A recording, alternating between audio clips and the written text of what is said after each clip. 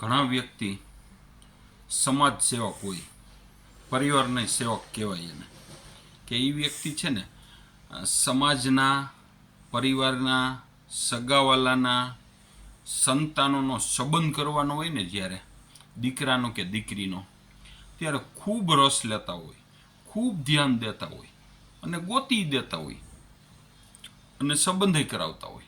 એની પાછળ પોતે પૈસા ખર્ચતા હોય, ક્યાંય આવવા જવા માટે પોતાની ગાડી અથવા તો પોતાનું બાઇક લઈ જતા હોય, બસમાં જતા હોય તો પોતે ટિકિટ ભાડું દઈ દેતા હોય, ઘસાતા હોય અને ગમે એમ કરીને સંબંધ કરાવે. શું કામે?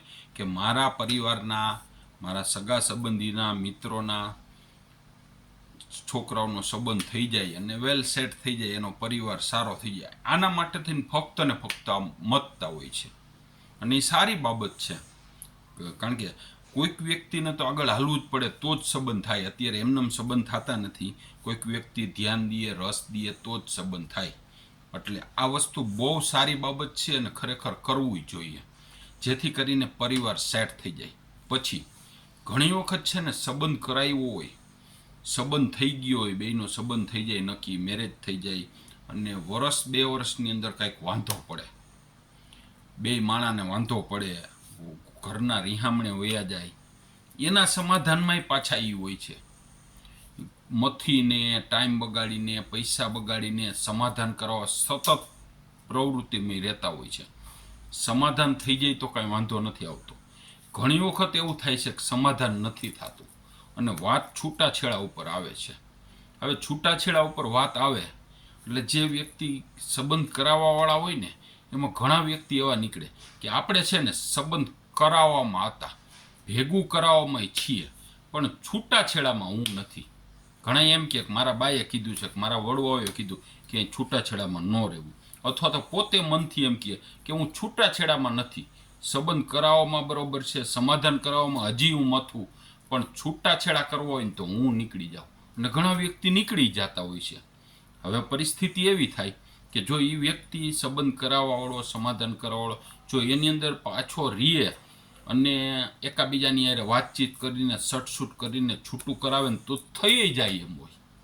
પણ એ વ્યક્તિ એવું માને છે કે મારે છૂટું ન કરાવે, પાપ લાગે, એટલે એ નીકળી જાય છે.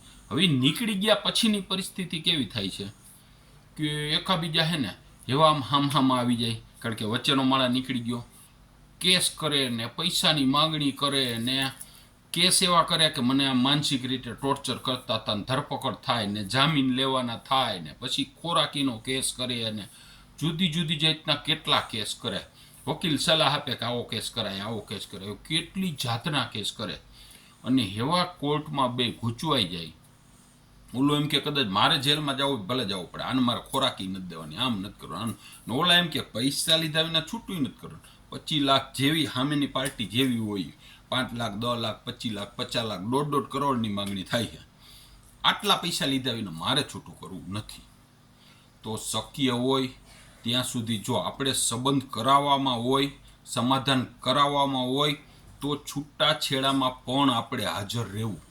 આપણાથી થતું હોય તો છૂટું કરાવી દેવું, જેથી બે પરિવારનું હિત જળવાય. નહીતર આ કોર્ટના કેસે ચડી જાય અથવા તો પૈસામાં ચડી જાય ને, તો બેયનો ટાઈમ, જિંદગી અને પૈસા બધી વસ્તુ બગડે છે. કેટલાય કિસ્સાઓમાં તો એવું થાય છે 5-5 વર્ષ સુધી છૂટું નથી થતું.